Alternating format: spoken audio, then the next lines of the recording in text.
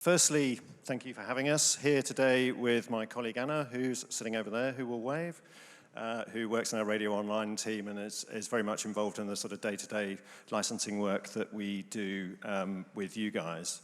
Second, thank you, actually, just for putting on a brilliant day. I think what I've learned quite a lot today, learned a huge amount today, and I think one of the things, the big takeaways that I will take away is just the way that, with the sort of fairly joyous way in which you have celebrated the success of what community radio really is. And I think there's sort of a huge learning there and sort of quite humbling for, if you like, for somebody who's not really been so deeply involved in that. So thank you for that. And I think the third thank you, I think we need to, I'm going to talk through a little bit about what we do as an organisation and why we do it. Essentially, we are all about the performers and the record companies and the other people who put sort of recorded music out there. And I think there's a huge thank you, which I should give to you guys on their behalf for everything that you do in helping put their music out there and helping sort of promote that, in helping to, particularly helping grassroots musicians at the beginning of their careers, which is the thing that we think sort of very passionately about. So, I stand here, we are an organisation of performers and recorded rights holders. We exist to license the music that they create and to make sure that they get paid sort of royalties for that. We do that by licensing use of music in the UK. We do that through having a whole sort of series of international arrangements with other sister organisations around the world. And that enabled us last year to, we have something north of 140,000 members directly in the UK, and that enabled us last year to pay out more than 165,000 performers and record companies and other rights holders in the UK and beyond last year. So a big part of what we're doing is about serving that very broad and that very sort of diverse community of rights holders.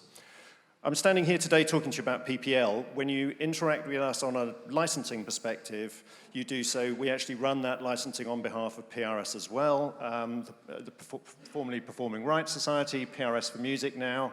The easiest way of thinking about the difference is if you think about the different things between a song and a recording. So on the left-hand side, the song, written by songwriters, lyricists, composers, often multiple ones on a recording, for a particular song, and they're represented by music publishers, and that's the role looking after those people that PRS take.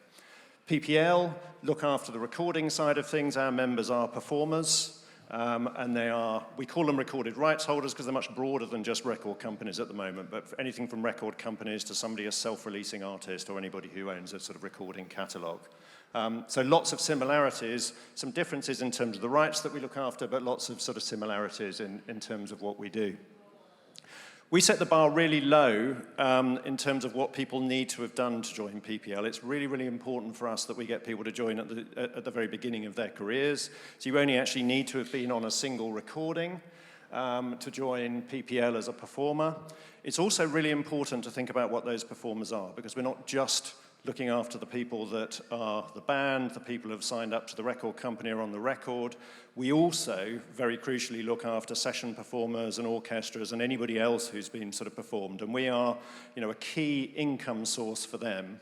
And I'll talk a little bit more about that. But the thing that drives that is there's this sort of peculiar thing in the UK copyright law called equitable remuneration, which is an inalienable right. So that's one of the things I always struggle to say. What that means is when somebody licenses the broadcast or public performance of a recording in the UK, performers, including the non-featured ones, have the right to get half of that money. So half of what we collect goes for broadcast and public performance goes directly to the performers. It doesn't, for everything else that they get from Spotify and everything else that they earn, it goes through and recoups against their record company, whatever record company deal that they have. So they might get an advance from a record company that only covers the featured recording artist, the band, and then it sort of recoups against that. So there might be a period of time where they don't get direct payment. Their PPL income is a regular form of payment for them, and it also brings in the session players and the non-features. So it's very, very important to them in terms of as an income stream. So our licensees are people, radio broadcasters like yourselves, and some radio-like online services. We tend to do license things like webcasting and sort of semi-interactive webcasting. Anything more interactive than that is typically licensed directly by the record labels. We license TV broadcasters and all the services that they operate. We license over 400,000 places in the UK that play music on a public performance basis, and we actually do that from here. We've got a contact centre where we issue joint licenses with PRS, which is about sort of 3/4 of a mile up the road here in Leicester. And we license what we call sort of somewhat archaically dubbers. So the background music services, we have actually one of our licensees here in the room, at the desk over there, and those sort of people who are providing jukeboxes into venues as well. And we also do, as I mentioned, the sort of international collections business. We also act as a kind of focal point for some of the giving, the charitable donations, and some of the sort of support, primarily from the recording industry and from performers. It's primarily been based in the past around supporting new music and mitigating suffering. Lots of stuff in there, particularly the one one of the biggest ones is actually the work we do with PRS Foundation and a thing called the PPL Momentum Fund, which supports new bands, new artists around establishing their careers and helping. But there's lots of other things in there like Music Minds Matter and the British Association for Performing Arts Medicine, etc.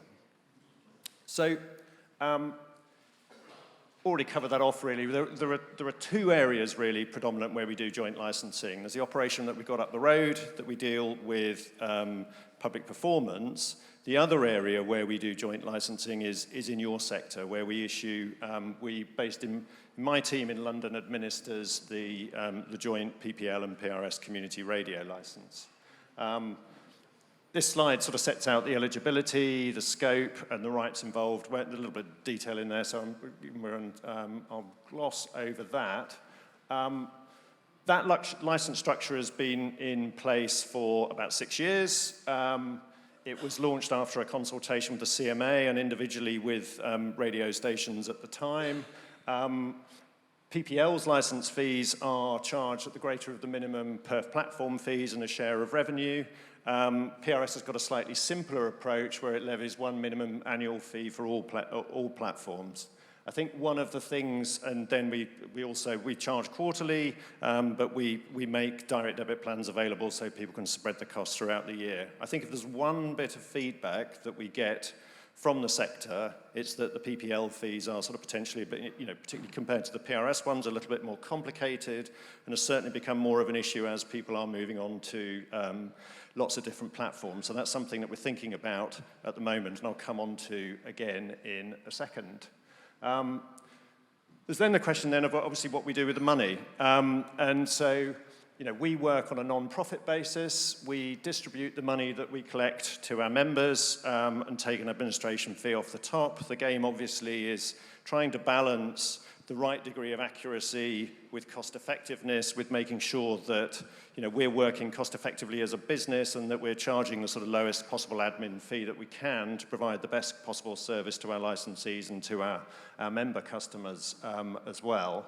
That hugely important point for the performers, that about 50% of the collections going directly to them rather than going and sort of being recouped through their record company deals. So we have a very strong relationship with our performer community who sort of very much appreciate that, and it's particularly provided a lifeline for a number of working musicians during COVID when they weren't really able to get out there and start sort of working.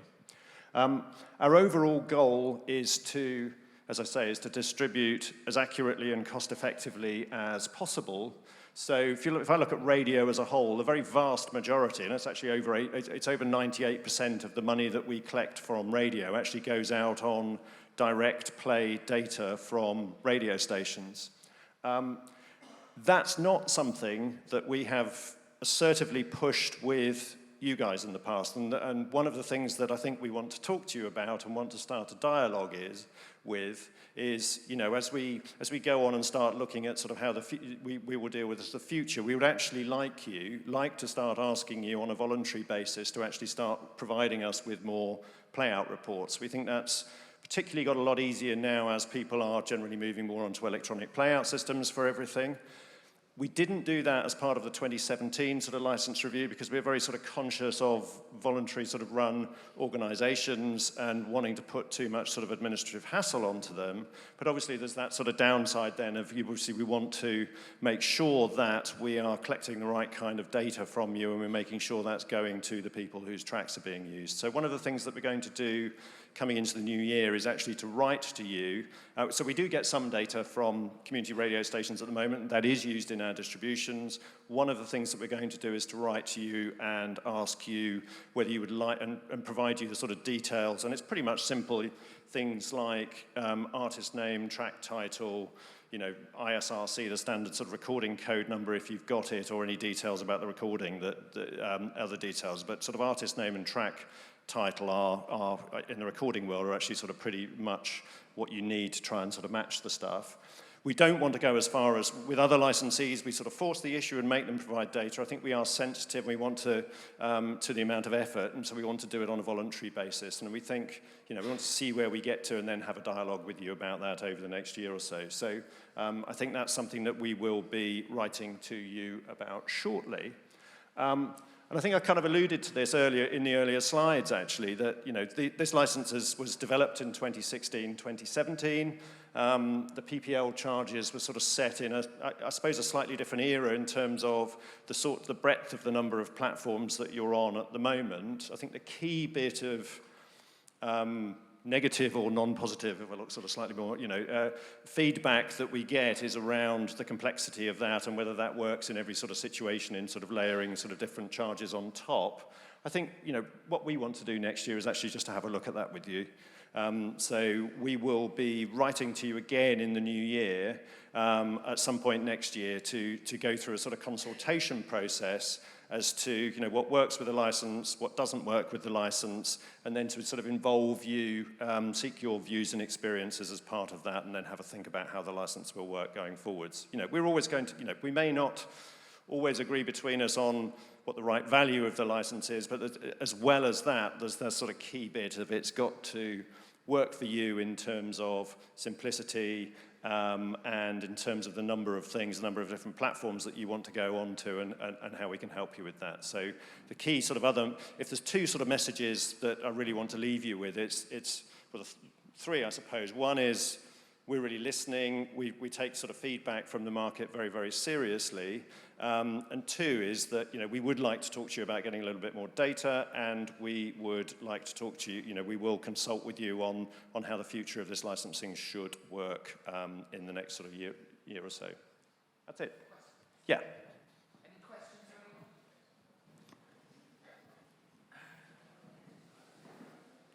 Ooh.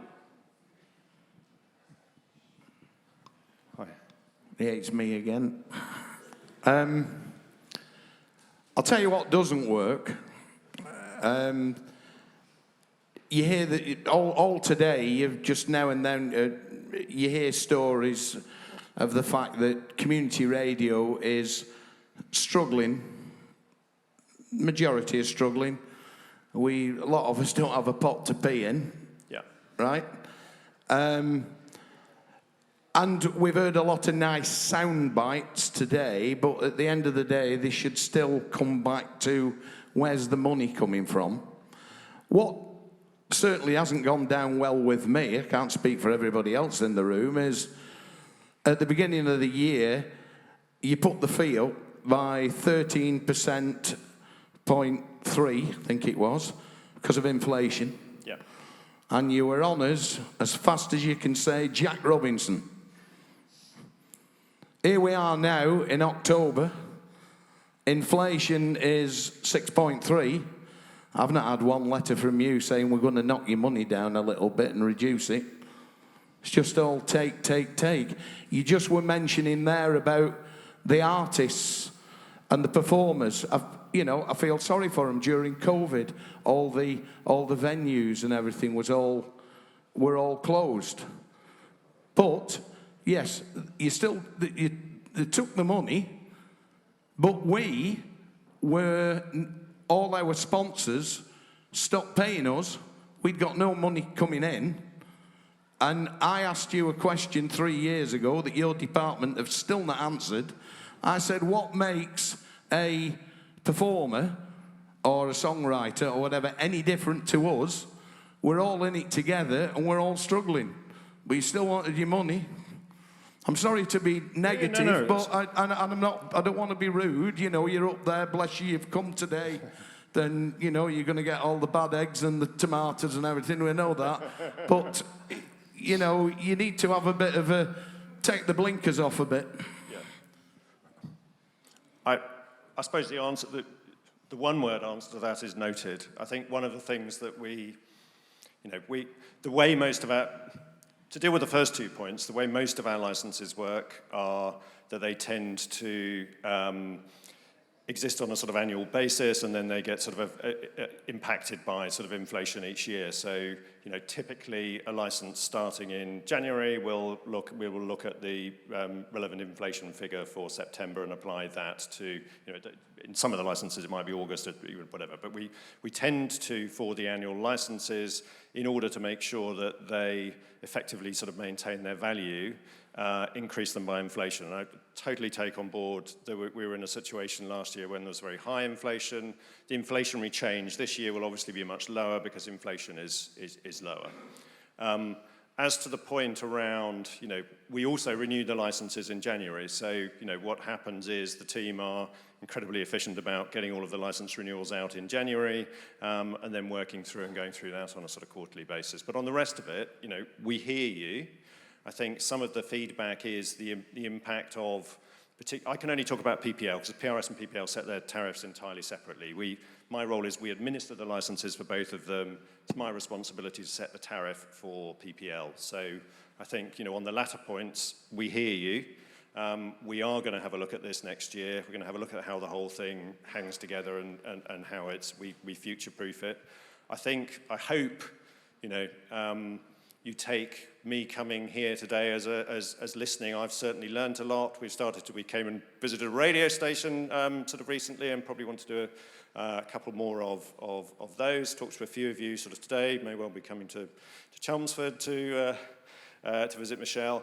And so, yeah, we hear. Ultimately, we're here to try and get to a fair position in relation to your use of music and our members, and, you know, and we also recognise, you know, when the tariff was set up in 2016, sort of 2017, it was set up as being sort of effectively cheaper than our standard sort of commercial radio rates. And I think because of some of that's got slightly out of kilter because of the platform things, you know, we're going to have a look at it. We'll go through that sort of consultation process at some point next year. It'll probably be around sort of middle of next year.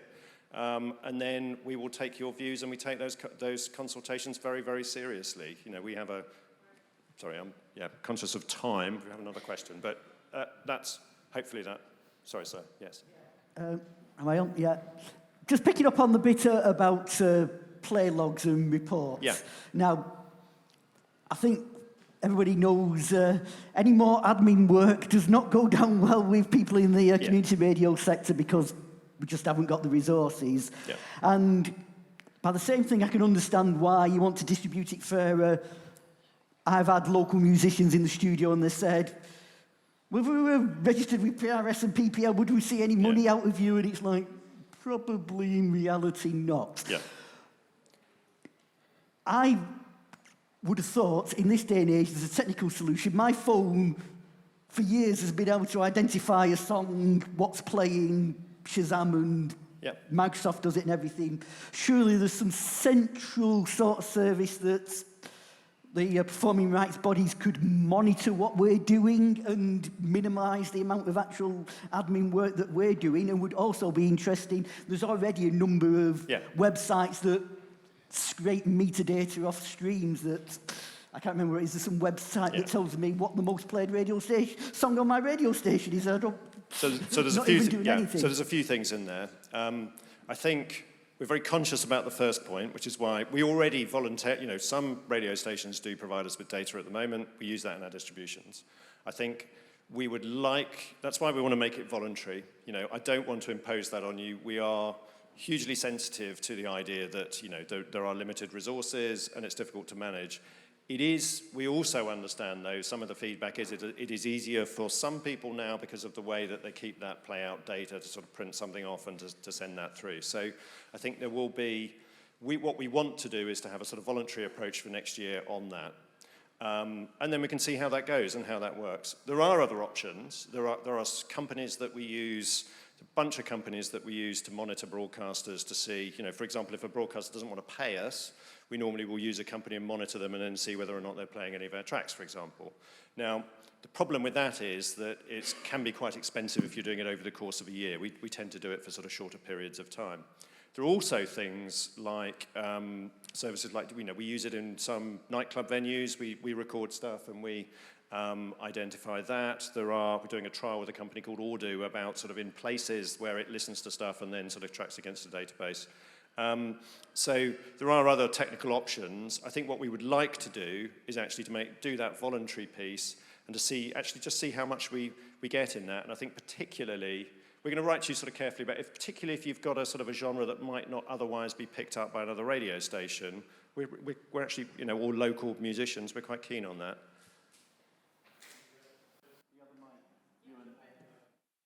From the Treasurer, we met when you came to the radio station. My question is, or really a comment about the consultation about the playlists early next year.